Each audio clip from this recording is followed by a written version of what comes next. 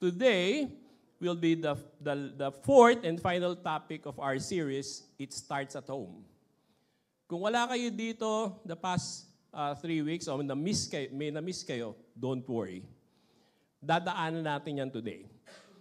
At marirealize natin na itong series na to is actually one compact message from the Lord. And our theme for today is, as a family, we are called to serve God. Question: how do you prepare your family to serve God? Serve the Lord. Paano natin piniprepare yung family natin? Another question is the desire to serve the Lord enough? Alam niyo, yung hindi. Basta gusto kong mag-serve. Pag sinabi, volunteer, taasan ng kamay. Di ba? Lapit ka. Is it enough? Especially when your family is called to serve the Lord. How important is the family? Itong mga questions na to, we will try to answer later through the verses na isi-share natin. Sabi nung teacher ko nung high school, I don't know kung social studies siya, sabi, the family is the basic unit of society. Natandaan niyo yan? Basic unit. Meaning, yun yung umpisa. Meaning, it is where society starts. Parang, the basic unit of life is the cell. Yung katawan natin, composed of many cells, is nabuhay. Society is the same. The same yan. But mapapansin natin that in a society, pag nakatira ka sa isang lugar, may isang society, there is a tendency for you to gravitate dun sa kung ano yung nakasanayan ng mga tao. Papansin nyo yun? In fact, pag umiikot ako sa Pasig, Pasig is one of the highest density in terms of population in Manila, in Metro Manila. Daming tao talaga, siksikan. Pero pagpunta mo, dun sa, let's say, sa Sandoval, sa dulo, kita mo may mga 3-4 story building, mga residential. Minsan napapaisip ako, sabi ko, may pera naman sila. Sabi ko, bakit hindi sila bumili ng bahay dun o magpagawa ng bahay dun sa ibang lugar? Di ba? Nagtsatsaga sila dun sa sobrang traffic. Alam niyo, taga-Greenwoods ako.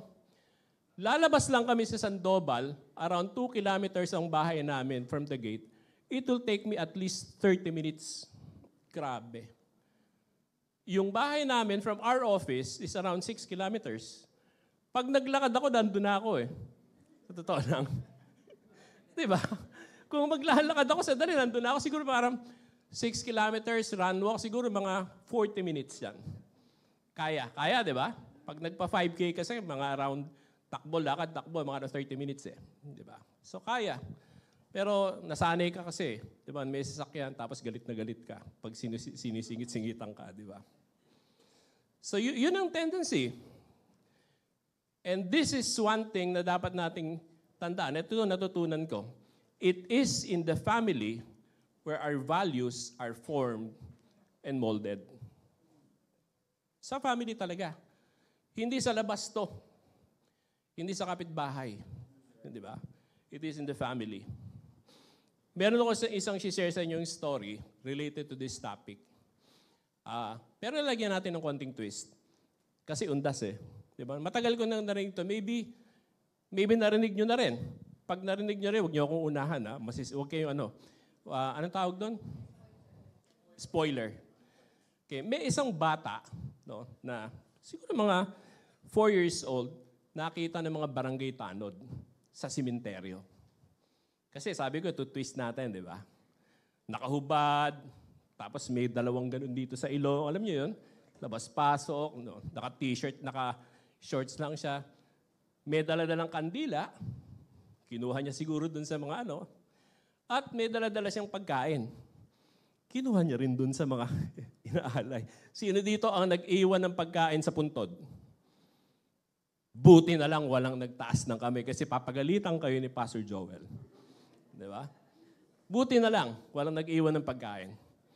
So yung barangay tanod, kinuha yung bata. Sabi niya, ba't nandito ka? Kasi hapon na medyo padilim na. So dinala sa barangay yung bata. Tapos yung dinala sa barangay yung bata, tinanong siya. Sabi, Totoy, anong pangalan mo? Eh, yung bata medyo siga ang dating eh. Kilala niyo si Onyok? Sa Channel 2. Di ba yung batang laging galit? Sumikat ng konti yan sa ang probinsyano. Pero nawala din siya. No? Si Onyok. Ganun yung dating niya eh. Ano pangalan mo?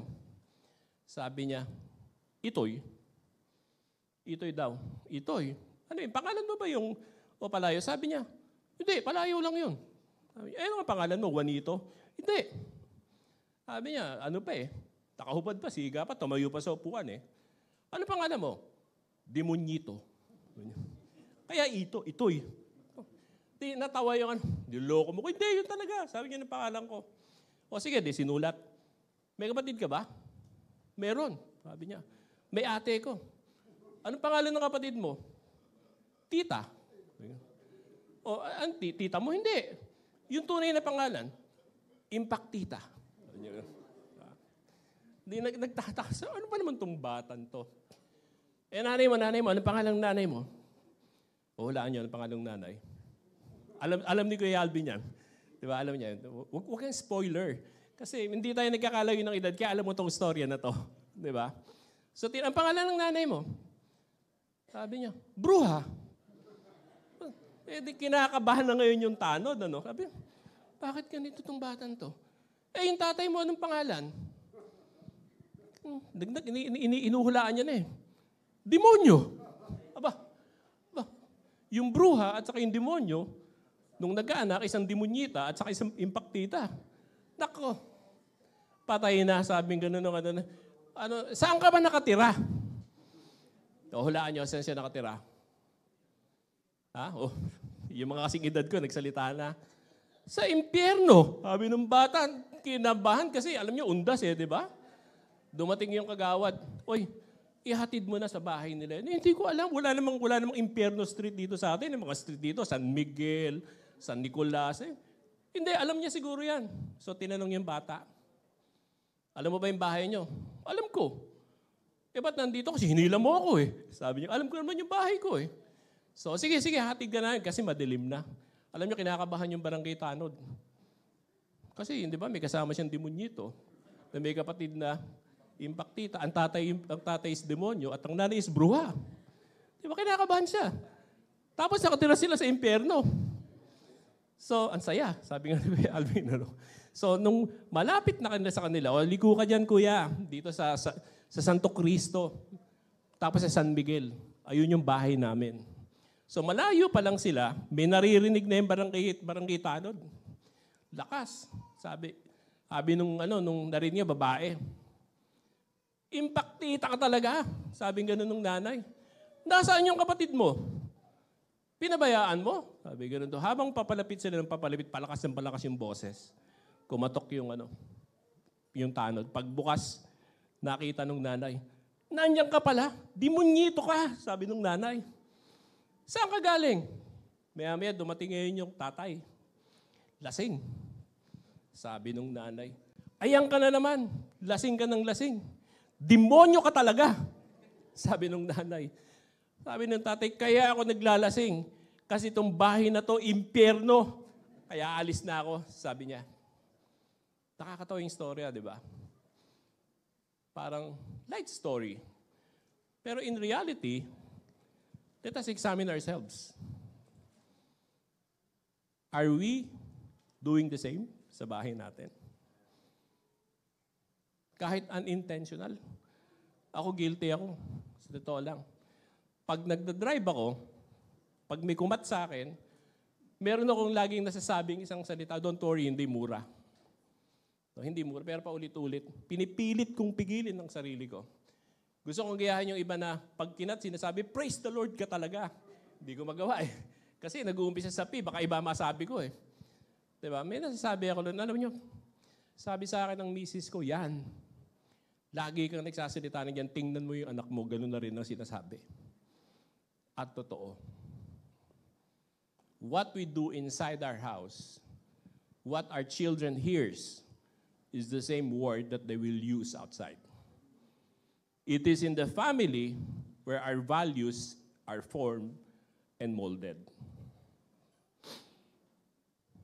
Kaya dito sa gagawin natin ngayong umaga na to, we will discuss yung Joshua 24, verse 14 to 15. And I invite each and everyone to stand up. Samahan niyo ako. Basahin natin itong verse na to. Sige po. Andiyan na ba? Yan. Joshua chapter 24, verse 14 to 15. Now therefore, fear the Lord and serve Him in sincerity and in faithfulness. Put away the gods that your fathers served beyond the river and in Egypt, and serve the Lord. And if it is evil in your eyes to serve the Lord, choose this day whom you will serve, whether the gods your fathers served in the region beyond the river, or the gods of the Amorites in whose land you dwell. But as for me and my house, we will serve the Lord. Familiar, ano? Pwede na po tayong umuwi. Umuwi tuloy, umupo. Tinitingnan ko lang kung nakikinig kayo. Yes, Father God, thank you. Medyo masaya kami ngayon. Thank you, Lord, for bringing us safely here. Thank you, Lord, for your word. We ask, Father God, that you just continue to touch our hearts, our minds, and the spirit of Father God, that we will get the message correctly, and we will be able to apply it in our lives. In the name of Jesus. Sige po. Basahin ko sa Tagalog, ha? Hindi ko kasi napaano kay Mac, pero basahin natin. Ang sabi dito, ngayon nga ay matakot kayo sa Panginoon at paglingkuran niyo siya ng pagtatapat at katotohanan. At iyong alisin ang mga Diyos na mga pinaglilingkuran ng inyong mga magulang sa dako roon sa ilog ng Ehipto at inyong paglingkuran ng Panginoon. At kung inaakala niyong masama ang maglingkod ng Panginoon, ay piliin ninyo sa araw na to kung sino ang inyong paglilingkuran, kung ang mga Diyos ng inyong mga magulang na paniglingkuran sa dako roon ng ilog, o ang Diyos ng mga Amoreyo ng lupain nila ay inyong tinatahanan. Ngunit sa ganang akin at sa aking sambayanan ay maglilingkod kami sa Panginoon. Sino po si Joshua? Alam niyo itong chapter na to sa Bible si Joshua. Hindi ako masyadong familiar. Kahit na ilang beses ko nang nadaanan kasi alam niyo pag Old Testament medyo parang storytelling. Minsan paulit-ulit, 'di ba? Kaya hindi ko masyado nabigyan ng pansin. But nung binigay sa akin ni Pastor Jonas ito, napagtuunan ko ng pansin. Ano yung background? Itong chapter na to, if you go earlier, chapter 23, at saka sa first part ng chapter 24, si Joshua, at his old age, tinawag niya yung Israel.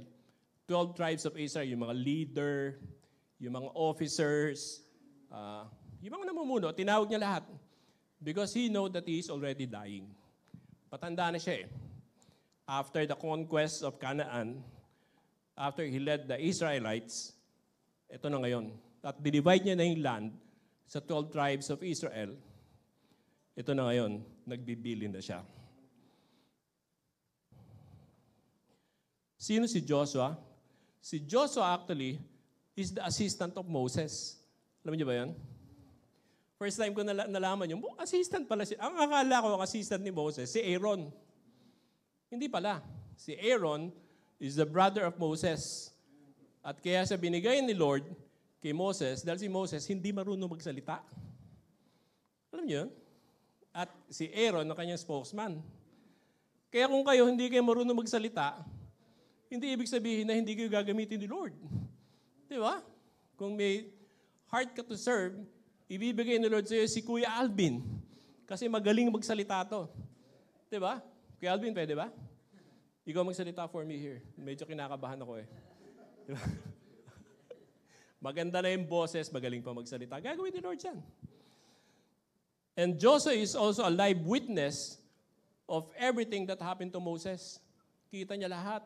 Kahit na nung umakit si Moses sa bundok for the 10 Commandments at gumawa ng golden calf yung mga tao, nandun si Joshua. Nakita niya lahat, but he cannot do anything.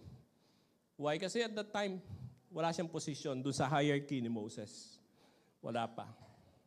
Sa Numbers 14:6-9, ang sabi dito, and Joshua, the son of Nun and Caleb, the son of Jephunneh, who were among those who had spied out in the land, tore their clothes.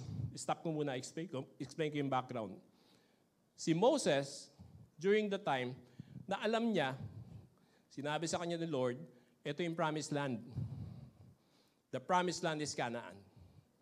But, hindi pa binibigay sa kanya yung go signal to go in and take possession of the land. Wala pa. But, sabi ni Moses, okay, tingnan natin. Let us measure kung ano yung makikita natin doon. So, nagpadala siya ng 12 volunteer spies. Pumunta sila doon. Kasama doon si Joshua at saka si Caleb. Yung 10 doon, pagbalik nila after 40 days, dala-dala sila mga ubas, bigat, grabe, ang lalaki. Siguro isang pirasong ubas, parang dalandan. Mga ganun ba? Ang lalaki talaga. Tapos sabi nila, good news and bad news. Paraphrase. Ano nakita nyo? Nako, sabi nila, it is the land of milk and honey. Iniisip ko, ano yung maraming gatas, saka maraming honey. It's just, para sigurong phrase lang to say, grabe, abundant talaga. Talagang ang sarap mabuhay doon. Tapos sabi nila, sabi ng 10, but the bad news is, ang lalaki ng tao. 45 yung mga nila, yung mga tribes nila, hindi natin mapapasok. At nandun, nakita pa namin yung mga descendants ni anak. Ni anak. And there's tawag dito ngayon, minsan nabasa ko, Nephilim. Nephilim, pag sinabing Nephilim, ang laking tao. Giant talaga. Kaya hindi natin sila pwedeng pasukin. So, nung narinig ng mga Israelites, alam niyo, naging reaction nila, nagalit sila kay Lord. Nagalit sila. Bakit ganun? Dapat hindi nyo na lang kami nilabas sa Egypt, sabi ng iba sa kanila. Kung mamamatay din lang kami dito, dapat sa Egypt na lang at least, libreng pagkain, mga ganun ba? Nakita nyo kung gaano ka ungrateful yung mga Israelites?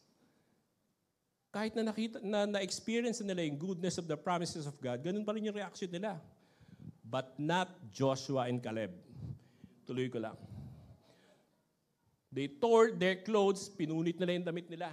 Kaharap nila yung si Moses, si Aaron, saka yung mga Israelites. And said to all of the congregation of the people of Israel, the land which we passed through to spy it out is an exceedingly good land. Maganda talaga, totoo. If the Lord, listen to this, if the Lord delights in us, delights, you know the word delight? It's more than happy. He will bring us into the land and give it to us, a land that flows with milk and honey. But there is a condition. Ano sabi ni Joshua? Only do not rebel against the Lord. See? Nakita niyo yung faith niya? He knows, di ba? And do not fear the people of the land, for they are bread for us. Alam niyo, sabi ko parang mas maganda sana sabihin dito, peanuts lang sila sa atin. Alam mo yun? Sabihin, wala sila. Kayang talunin. Their protection is removed from them. Inalis na ni Lord yung protection sa kanila. They will be handed in a silver platter. Puntahan nyo lang. And you can drive them out. And the Lord is with us. Do not fear them. Ito ngayon. The congregation said to stone them with stone. Gusto pa silang patayin. Alam niyo yun? Kasi nga, hindi sila naniniwala kay Joshua. But Joshua stood his ground. In short, Joshua is truly a man of faith. That's why Joshua was chosen by God to succeed Moses when Moses died. Siya na yung pumalit. And in fact, Moses was not able to enter the promised land for 40 years. Nung namatay siya, sakalang nakapasok yung people of Israel sa promised land. And that is with the leading of Joshua. He was tasked to lead Israel to conquer Canaan and enter the promised land. Joshua is not just a man of faith. He is also a man of authority. Kaya gano'n niya kausapin yung mga tribes, leaders and tribes of Israel. Dinidiretso niya talaga. Talagang sinita niya, di ba? Sabi kanina, mamili kayo. Antindi nun, ha? Mamili kayo. Anong gusto niyong sundin? Yung Diyos-Diyosan ng mga ama nyo na nasa kabila ng river? O yung Diyos-Diyosan na dinatna nyo dito sa Amorites? Because alam ni Joshua that despite the promises ni Lord sa mga tao, naniniwala pa rin sila at nakikiisa pa rin sila sa mga Diyos-Diyosan. Needless to say, if I ask anybody or everybody right now, pag tinanong kayo, who would you choose to serve? Siyempre si Lord. Diba?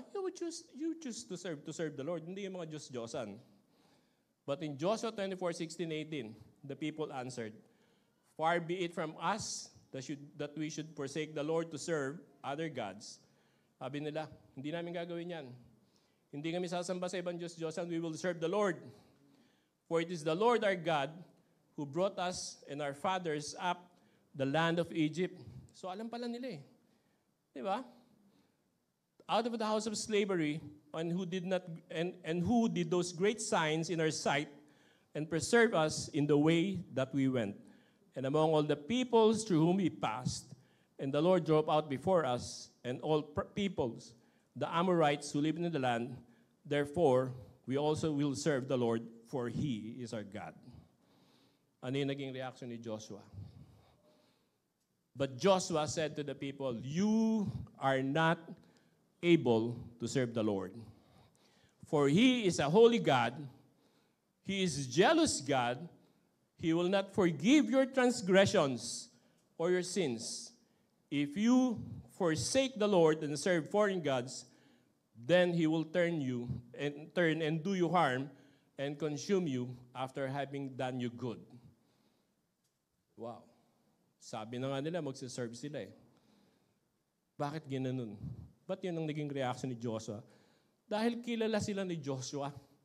Remember, he is a live witness. Buhay siya na patotoo. Nakita niya multiple times how the people of Israel had been unfaithful to the Lord. Nakita niya lahat yun eh. In the current times, sa buhay natin ngayon, what do we consider as our other gods in our lives? Meron ba tayo? Think about it. Possibly meron. Ako honestly meron. May mga other gods pa rin ako. And who are these other gods? It can be a person. It can be an idea. It can be a philosophy. Lalo, alam niyo, mahilig kayo mag-check. And you will know that this is another God with a small letter. It is an idol. And what is an idol? Anything that comes between you and God is an idol or is another God. Anything na nagpe-prevent sa'yo to go to God at the first instance, dapat ganun eh. Alam nyo, anything that happens in our lives, whether good or bad, celebration, grief, question is, kanino tayo lumalapit? First instance, it should be God. And the people said to Joshua, "No," sabi nila, "but we will serve the Lord." Then Joshua said to the people, "You are witnesses against yourselves." Kayo nagsabi niyan.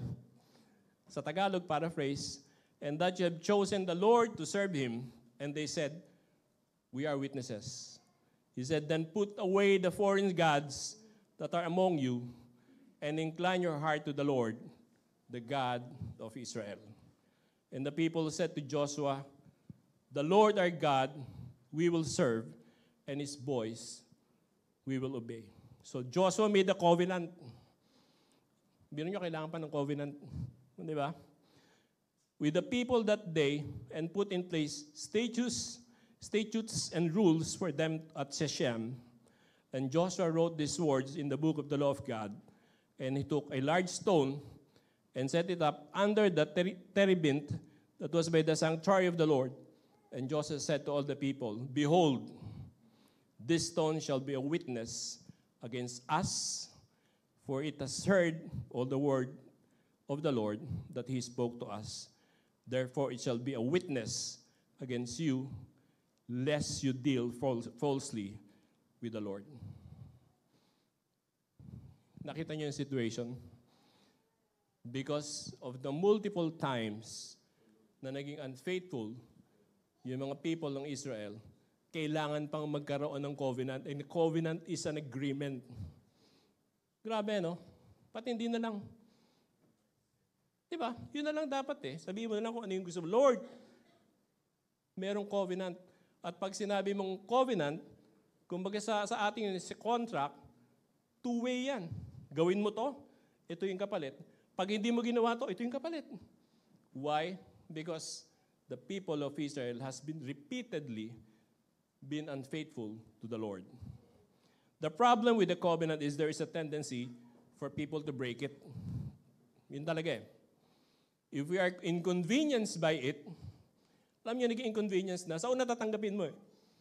Di ba? But if you are inconvenienced by it, we break it. Tama? If it goes against what we want, we break it. And the most convenient excuse is ito, we forgot it. Nakalimutan ko eh. So we break it. Aray ba yun? Aray ako dun eh. Di ba? But in reality, the root cause of a broken covenant is the lack of faith. Because if you are like Joshua and you have faith in God, strong faith in God, you do not need a covenant. Because you know by yourself that you will not violate yung agreement nyo ni Lord. Wala nang conditions. Di ba? Joshua's faith gave him the courage to declare that he and his house will serve the Lord. Kaya ganun kalakas yung loob ni Joshua to declare that because of his faith. Numbers 4, remember that Numbers 4, verse 6 to 9.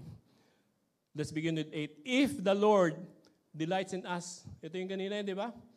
Pag ano ba sa Tagalog yung malugod, di ba? Hindi masaya. Pag nalugod sa iyo ang Diyos, higher than saya. He will bring us into His land and give it to us. Kailan ba natutuwa ang Diyos sa atin? O kailan nalulugod? If God knows that you have faith in Him. And God knows if you have faith or if you do not have faith in Him. Alam niya yun. Kahit hindi tayo kumilos, because God sees our heart. Alam niya yan eh. So if God knows that, ibibigay niya sa atin what's for us. And ito pa, matindi. Only do not rebel against the Lord. Yun kasi ang tendency. Now the question is, how do we start to bring our family to serve the Lord? Paano? Before we end this, music please. Let's read Colossians 3:18 to 21 and chapter 4 verse 1. Number 1, prepare your family. Ayusin muna natin. And I was able to find a very short and very precise chapter in the Bible in Colossians chapter 3 verse 18 to 21 and 4:1. And sabi dito, wives. Ba't laging ganun, no? Nauna yung wives. Di ba? Wives, submit to your husband as it is fitting to the Lord. Husbands. Di ba? Love your wives and do not be harsh with them. Tama ba yun? Sabi niyo, di ba? Okay. By experience ba? Okay. Children, obey your parents in everything, for this pleases the Lord. Sa Ephesians, there is another version. At nilagay doon, honor your father and your mother, and everything will be well with you. Di ba? Magiging abundant life ka. And fathers, do not provoke your children. Ang ganda nito sa Tagalog. Mamaya ipapakita ni Mac yung MC yung Tagalog nito. Lest they become discouraged. And by the way, when we say me and my house, it doesn't involve just your family. Pag sinabi mong house, everyone that is living with you and under your care, including the bondservants. Actually, bondservants, Old Testament, sabihin na lang natin yung mga helpers natin, meron din. Ang sabi dito, palitan natin. Ano ba sa Tagalog? Ano ba sa Tagalog yung kasama? Kasama ba yun? Yan, kasambahay. Sabi dito, obey in everything those who are your earthly masters. Not by the way of eye service, pakitang tao, or people pleasers, but with sincerity of heart, fearing the Lord. Whatever you do, work heartily, as for the Lord and not for men, knowing that from the Lord you will receive the inheritance as your reward. You are serving the Lord Christ. For the wrongdoer will be paid back for the wrong that he has done, and there is no partiality. Ang haba sa bondservants, ano? And this chapter 4 verse 1, Masters, treat your bondservants justly and fairly, knowing that you also have a master in heaven. So treat them fairly. Dahil ikaw rin, actually, you also have a master. Number 2. In other words, sabi dito, put your house in order. That is the first step. If you want to serve the Lord, number 1, put your house in order. Align your family to the Word of God. Alam nyo, last March, tama ba? March, baka pagalitan ako ng anak ko. Nag-18 yung anak ko. 18 years old. Parang hindi siya 18, ano? Para siyang 21. Di ba? Kasi dalagan-dalaga na. At the strike of 12 midnight, yung birthday ng anak ko, pinuntahan ko siya dun sa sa kwarto niya. Ang ganda nga nung setting kasi patay yung ilaw, dim light, tapos nandun siya sa kama niya, tumitingin siya sa cellphone. Siguro, hinihintay niya ko sino unang babati sa kanya dun sa cellphone niya. At pagpasok ko, happy birthday anak, sabi ko sa kanya. Then I prayed for her. Then I put my hand on top of her head and I declared blessing to her and I said, I bless you with the blessing of the Lord. Alam niyo, biblical yan eh. And after that, sabi ko sa kanya, anak, from now on, I release you. 18 years old ang anak ko. Sabi ko sa kanya, from now on, you will make your own decision. And from now on, mag-a-advise na lang ako sa iyo. Alam nyo, umiyak yung anak ko. Umiyak siya kasi natakot siya, baka hindi ko na siya bigyan ng allowance. Kasi, di ba? Kasi na-release ko na siya eh. Di ba? Umiyak siya. Grabe. At umiyak din yung misis ko. Kasi misis ko, ayaw niyang pakawalan eh. Alam niyo, mayami ako, auntie, umiyak na rin ako. Kasi umiyak silang dalawa eh. Di ba? Kailangan ko silang samahan. And yung senior ko din to sa mga kaibigan ko, sabi nila, nagtataka sila, hindi ka natakot. Nirelease mo yung anak mo. Actually, I released my daughter not to the world, but I released my daughter to God. Sinurrender ko siya kay Lord. Know why? Malaki na siya eh. Hindi ko na siya kayang bantayan. Hindi ko na siya pwedeng hatid sa eskwelahan at saka sundo. So hindi ko na nakita. And only God can guard my daughter perfectly. So I surrendered my daughter to the Lord. Actually, this is the second time I did something in my life that I released to the Lord. Isa yon yung bago ko nakilala yung misis ko. But we'll reserve that for another story. Diba? Sa susunod na. Pang Valentine's kasi yun. Number 2. Kung nandito kayo nung second series natin under Pastor Jonas, ito yun. Number 2, ang sabi dito, teach God's Word to your children. Ang emphasis dito ni Pastor Jonas is teach your children to love God. Kasi ito yung nasa Deuteronomy chapter 6 verse 4 to 9. Hear, O Israel, the Lord our God, the Lord is one. You shall love the Lord your God with all your heart and with all your soul, and all your might. Turo natin sa anak natin to. And these words that I command you today shall be on your heart. Ito ngayon, you shall teach them diligently. Dapat talaga tinuturuan natin yung mga anak natin, to your children, and shall talk to them when you sit in the house, when you walk by the way, and you lie down, and when you rise. Ibig sabihin nito, 24 hours to. Tuturo natin sa Panginoon diligently that you, yung anak mo, sabihin natin, you should love the Lord. You shall bind them as a sign on your hand, and they shall be as frontlets between your eyes. You shall write them on the doorposts of your house and on your gates. Para kahit saan pumunta yung anak natin, makikita nila, first thing, love the Lord. Teach God's word to your children. And the emphasis here is, God commands us, parents, to teach God's word to our children. Alam nyo, I give honor kay Pastor Oliver Children's Church. Diba? Si Sheila, sino pa ba nandun? Buong family nga ni Pastor Oliver nandun eh. Si Sheila, si Juan, sino pa doon? Yes. Nandun sila. Nagulat nga ako, kinenta sa akin ni Sheila, ang dami pa ng volunteer. I honor them. Nakakatuwa. But hear this. The primary responsibility of teaching God's word to the children is yours. Hindi sa kids' church. Sa totoo lang, huwag niyong iasa. Naalala ko dati doon sa dating church namin sa Cavite, may dumating na isang family. Ang unang tanong, mabait ba yung pastor niyo? Sabi ko, ibang klase. Tapos sumunod, may kids' church ba kayo? Natuwa ako, ayos. Sabi ko, gusto niyo i-connect? So, meron naman po. After ilang weeks, bakit ganun? Bakit parang walang natutunan yung anak ko sa kids' church? Bakit puro pani-question na? That's wrong. Diba? Because teaching God's word to your children is your responsibility. Hindi kaya ng mga teachers dito yan kasi hindi naman sila pwedeng mag-one-on-one talaga na sobrang intimate. Again, praise God for kids' church.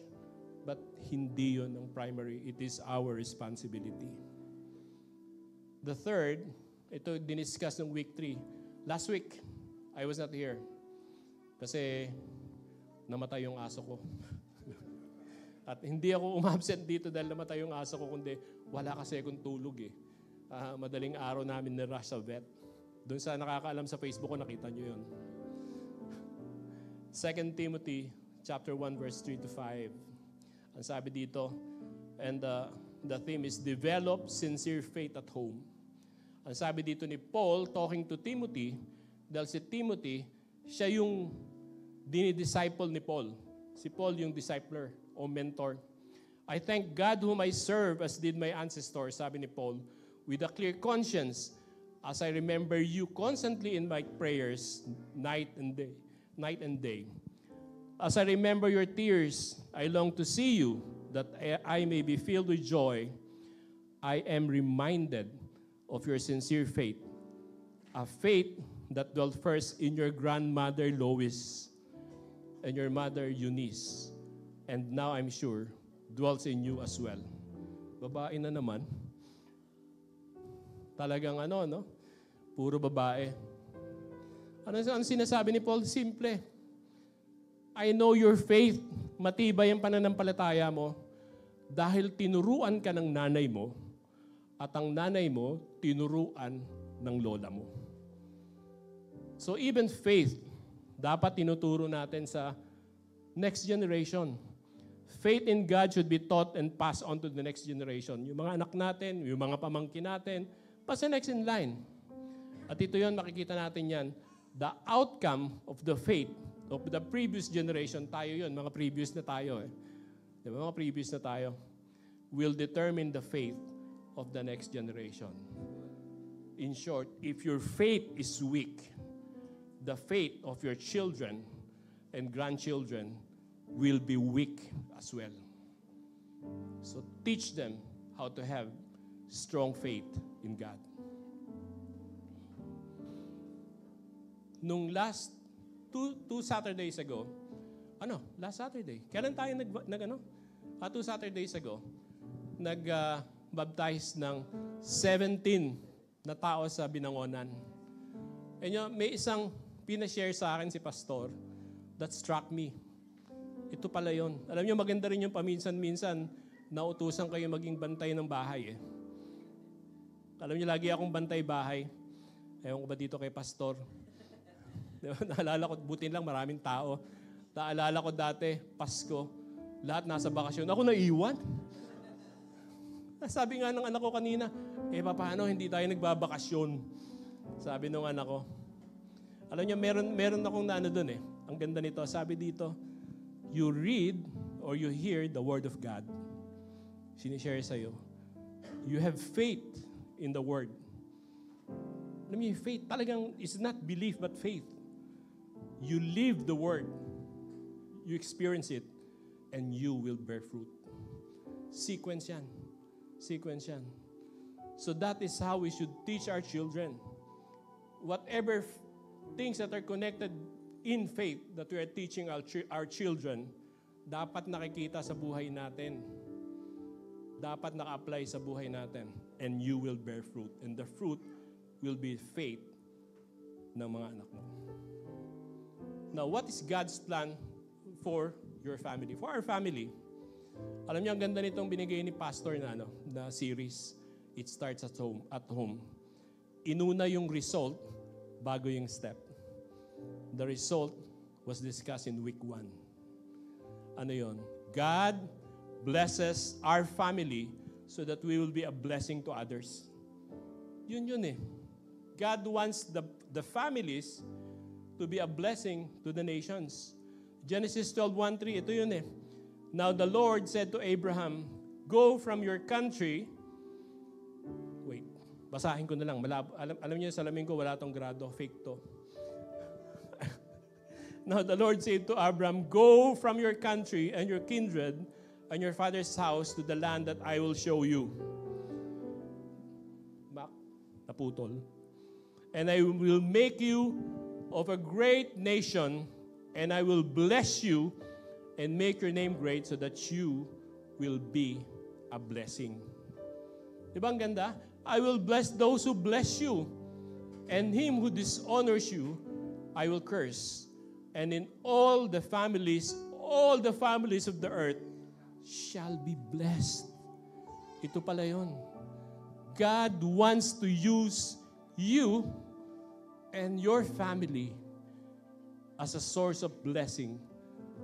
Not only dito sa church, not sa Philippines, but all over the world, throughout the nations.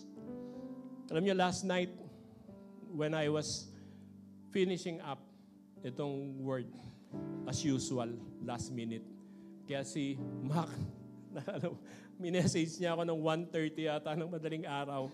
Sabi niya, Kuya, nasaan na yung preaching material mo? So, nasend ko naman. Ibig sabihin, tapos na. Diba? Tapos na yun.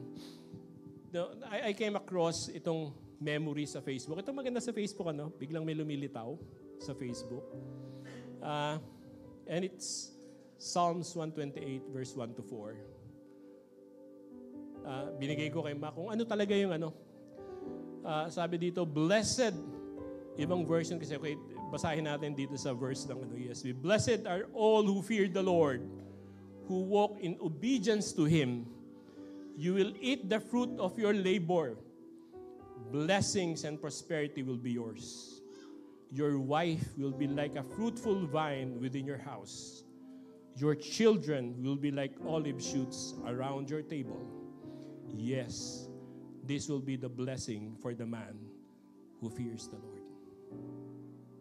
There is a verse in the Bible na lagi kong tinatanda na sabi dito, the fear of the Lord is the beginning of wisdom. Alam niyo yun?